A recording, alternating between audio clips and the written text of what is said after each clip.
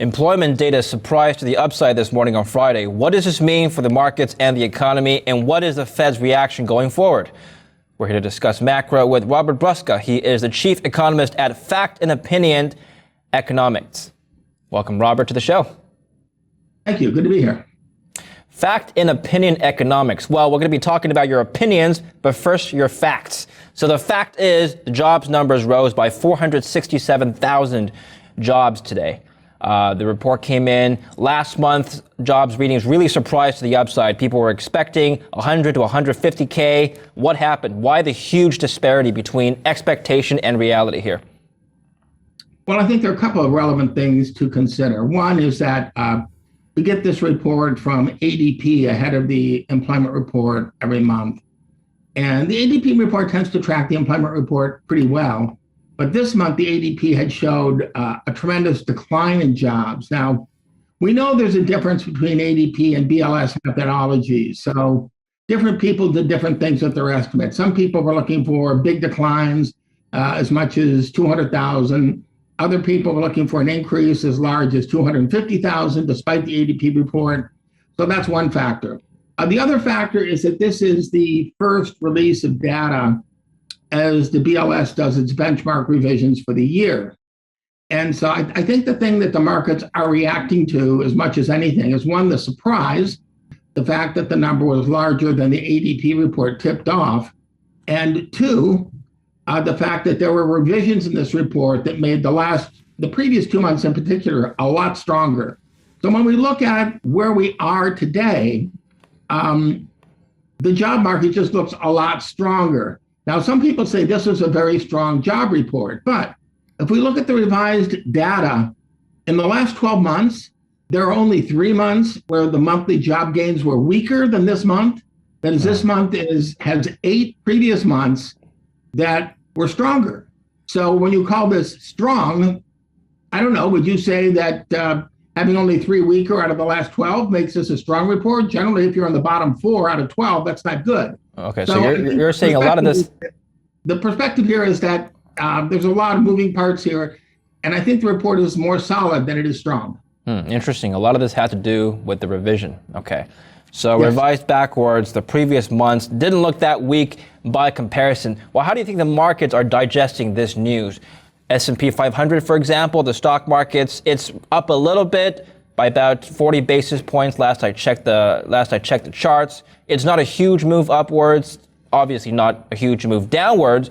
Gold, a safe haven asset perceived by most investors, is unchanged.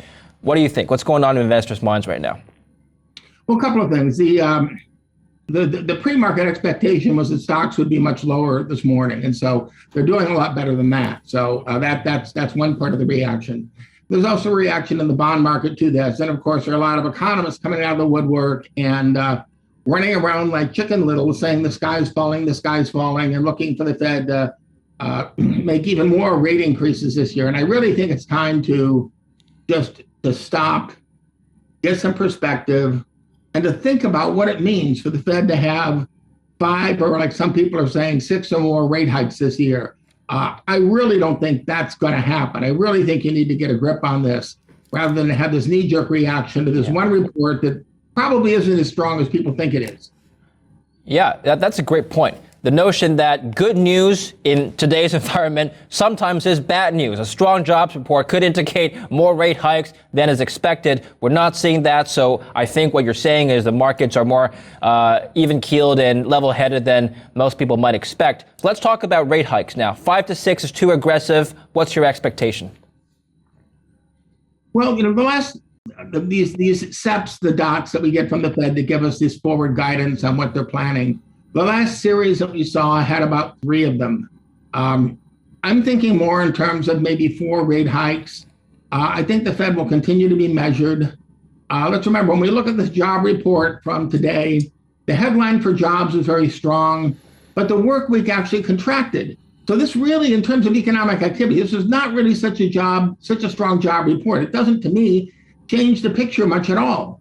So when I think about where the Fed is going, I think the Fed still is trying to balance its concern about inflation, which is high, and its concern about maintaining growth and full employment. And if it wants to hit its full employment goal, it cannot raise rates sharply. We do know that raising rates sharply raises the rates of tipping the economy into recession very sharply. So the Fed needs to have some kind of measured increase in rates.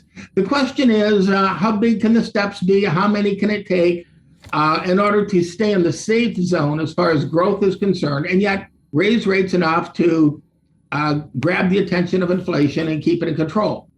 Yeah, well, people are speculating 25 basis points per hike. Is that gradual enough for you, or is that still too sharp?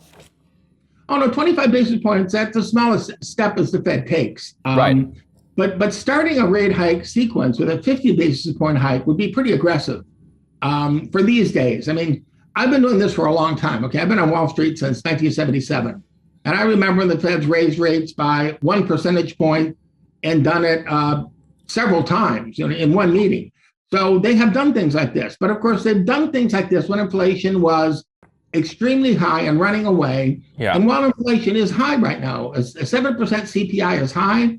Average hourly earnings are up 7% year over year in this report. These are very high numbers.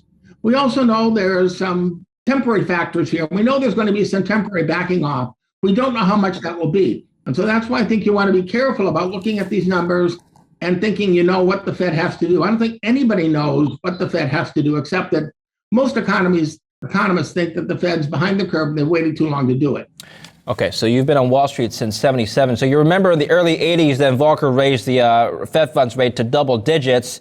What did that do for the markets back then? Because as I recall from my history, I wasn't around back then, but if I recall from my financial history, I believe that the markets continued to rally substantially until 87, didn't it? Despite the high interest rates. Well, yeah, because you're in a high interest rate environment. And so, Volcker came in and G. William Miller had been the Treasury Secretary, and he was just raising rates far too slowly. And Paul that's my point, Robert. That's my point. High interest rates don't necessarily lead to a market crash, right? Well, high interest rates. It's the rate of change of rates. If you raise them too quickly, if you raise them too quickly, you create problems. I would think of it this way. I talk to some of the younger people and try to tell them that the first mortgage I had on a house was 13%. They look at me like I have three eyes. Young people buying a house for the first time, now they can't imagine a 13% mortgage, right? But now, of course, interest rates have been so low for so long, not just for housing prices, but for a lot of capital assets. These very, very low interest rates are embedded in the rate of return assumption. And so if you start to raise rates too quickly, what you do is you destroy asset values. And when you destroy asset values, you're going to start to destroy the economy. So you can't really move that fast. Moving too fast is going to be a problem. Not moving enough is going to be a problem. So you need to find the sweet spot between moving fast enough and moving a large enough distance. And it's a difficult job. Yeah, well, I'm not saying 13% is what we need for a mortgage rate these days, but Robert, look, let me just point out the fact that when you bought your first house, young people could have afforded houses back then. These days, we've got low interest rates, low mortgage rates, but young people my age can't even buy homes. So, rates have come down, but asset prices, look where they've gone. They've exploded. It's unaffordable now for most people. But this is the point, they're related, right? Because but the house that I bought that had that 13% mortgage on it, probably cost at least 2 or 3 times as much today, because people are looking at the cash flow. They're looking at what it cost them to carry that house. And so for me, there was a small equity payment every month and a very big interest payment. And now it's just switched. There's just a much smaller interest payment and a bigger equity payment. So when you make your mortgage payments, you're able to, that cash flow is just being determined in a different way. But this is going to be true for any asset you think of in the economy. It's going to be true for a stock. It's going to be true for corporations. It's going to be true for privately held entities. So I'm just saying it's a very complicated question. And you can't just look at real interest rates and say, oh, well, what do we need? We need a 2% real interest rate and inflation's at 7, so we need 9%. No. You can't go there. It doesn't work that way. You can't get to that level from here and have any economy left. And the Fed is concerned about full employment. So the Fed is going to try to balance these things. It's a balancing act. So let's not just, play leapfrog with our interest rate forecast. Let's think about the balancing act. And the Fed does have a balance sheet, and it can start to squeeze the balance sheet instead of raise rates. And I think that's what it's much more likely to do, rather than to raise rates that much. I want to spend a few minutes talking about inflation with you.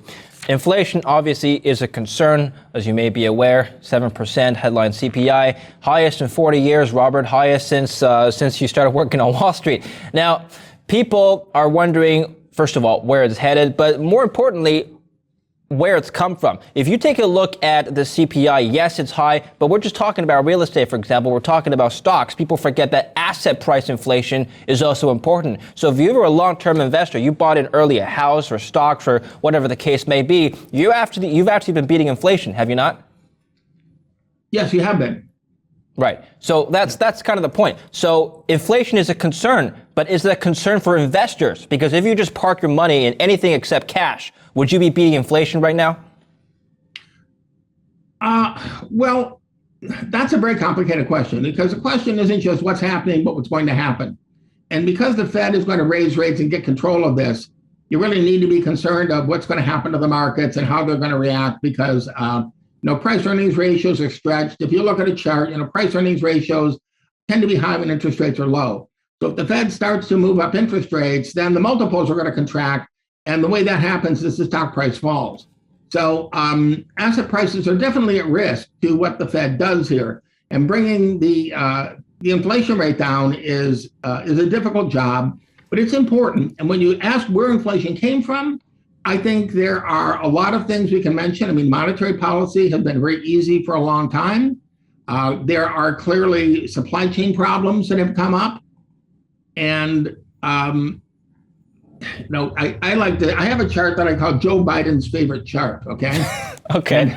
And I call it Joe Biden's favorite chart because on this chart I have the U.S. inflation rate, and I have the European inflation rate, the EMU inflation rate, and I have Germany's inflation rate. And on this chart, all of these inflation rates are going up just about as much. And so when people say, oh, Joe Biden's responsible for this, I say, well, gee, is he responsible for inflation in the European Monetary Union? Is he responsible for inflation in Germany? When you look at this chart, you realize, oh, there are these global factors and they're affecting all the countries. Oh, wow. It's not just Joe Biden, okay? Now, I'm not on either political side. I tend to dislike anybody who's president because they have policies that we don't like. So I'm not defending Joe, but I am making the point that if you want to politically blame him for this because of the budget stuff, I mean, that's true. There was too much money transferred to people. Wait, no one's blaming the president for 7% CPI. Who's doing that, Robert? Well, a lot of people are blaming him for this, but it's a political thing. This is what happens, just like he was taking credit for getting control of the virus when Donald Trump was the one who developed the vaccine. When Donald Trump was president, I have a clip. Every Democrat of note, anybody you can think of, was on tape saying, don't trust this vaccine, don't trust this vaccine. And then Joe Biden gets president. All of a sudden, the vaccine is the greatest thing since sliced bread. I mean, come on. We live in an age of spin. It's all spin. It's very hard to know who you can trust. Well, people talk about climate. They talk about economic policy. They talk about the vaccines. And it's all about what they think. Nothing is about reality. Look, I call my firm Fact and Opinion Economics because I try to separate these things. When I give you my opinion, I give you my opinion. When we talk about facts, we'll talk about facts. Yeah. We did talk about both fact and opinion, but just to be fair, neither Trump nor Biden developed the vaccine. It was the pharmaceutical companies. And would you invest in the farmers right now? By the way, I wouldn't do it now. But remember, the farmers did it because Trump had that unusual policy of letting them do it. The government gave them money and didn't force them to go through all of those hurdles with the FDA. So I think you have to give Donald Trump credit for that. It was really a record development, whether you like him or not. All right. And then the Democrats did say they wouldn't take it. All right, that is a fair point. Let's circle back on inflation now. With the new jobs numbers that we saw this morning, 467,000 new jobs added. What's that going to do to wage inflation? Well, we can see what's going on with wage inflation. It's up to 7% year over year. And this is a very high number, and it's well in advance of what productivity is doing. We had the employment cost index last week, and we also had the unit labor cost and the productivity reports. And those are quarterly numbers, and they're not quite as elevated because a lot of this inflation is, come in the door just recently. But we can see that inflation is gaining a foothold, and it's wage inflation. And we are concerned that we can get what's called the wage price spiral. And we're at risk to that. We haven't seen that in at least in over 20 years. But of course, over the last 15 or 20 years, firms wouldn't raise prices for anything. And so that's why inflation was so low. And if a firm won't raise its price, it certainly won't raise its wages. And so, we had this unusual equilibrium because there was all of this competition, largely from China and other countries overseas. And so firms are very, very reluctant to raise prices at all. And in fact, there's a lot of pushback. But now, because prices are going up, firms raise prices and other firms take them and they raise their own prices. And you get, again, this price leapfrog thing that creates more inflation and a wage price spiral. And that's the risk that the Fed needs to cut off at the pass. So there's a chicken and an egg problem, right? Which comes first, wage inflation or consumer price inflation? Yes. No. Which one of those? Yes. Well, in this case, clearly the CPI has gone up first and the PCE deflator, and wages are following. It started with prices. It's a price wage spiral this time. Let me ask you this, Robert. Do you think wages will keep up with consumer price inflation? For a while.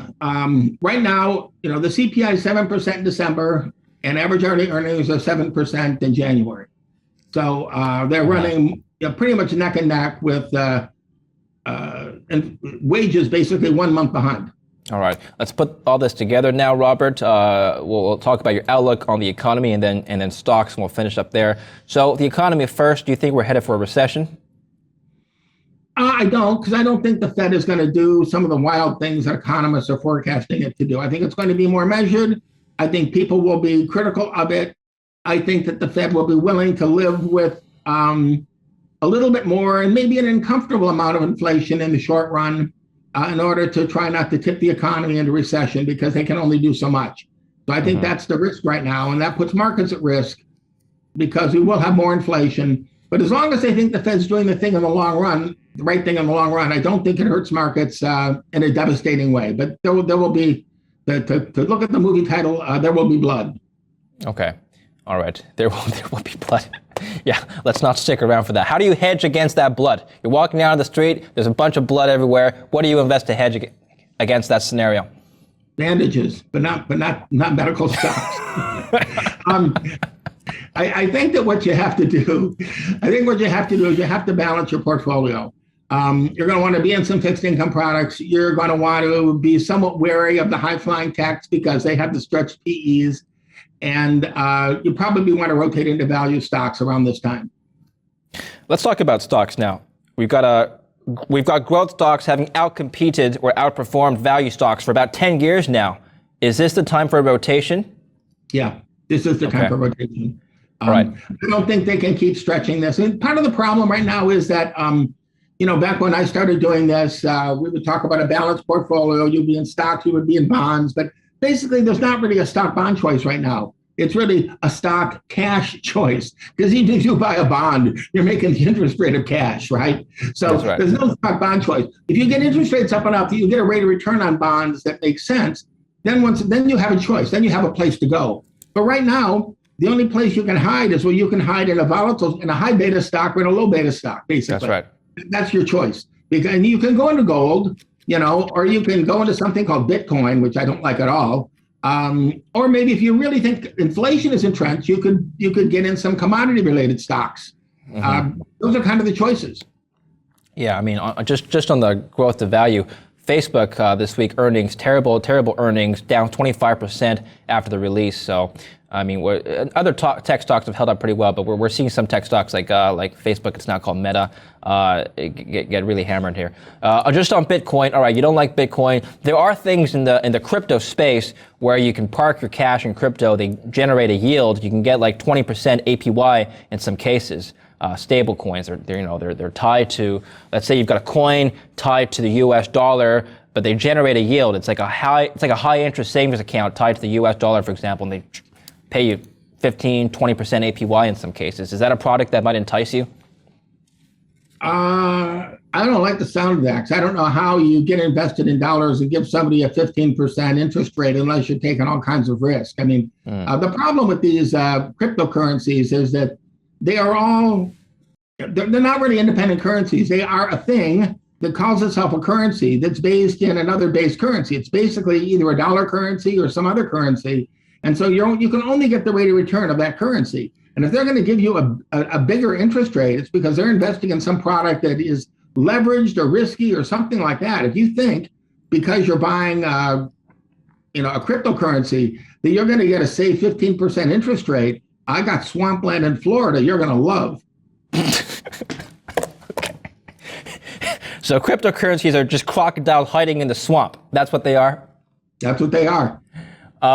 Okay. What about the stock market? See you later, alligator. That's it. What about the stock market? Are they also crocodiles and alligators in the swamp, waiting to chew up investors right now? How do you think valuations are going to be headed 1 year from now? S&P 500, higher or lower? Oh, I think if you can hang on, I think it will wind up being higher. I think there's going to be some bumpy roads between now and then. And I think the economy is, the economy is going to get better. We are still not back to the level of employment we had before COVID struck. The unemployment rate is still not back down to that level. It may not get back down to that level. But we're seeing growth, and the supply chain is going to mend, but it's going to mend in a different way. Firms have moved out of China. They're no longer, the supply chain is no longer going to be the same thing it was. The supply chain used to be, where can I go to get the lowest price? And if you look at a chart on goods versus services prices, the CPI, goods prices have been falling, not just low, but falling for like 20 years.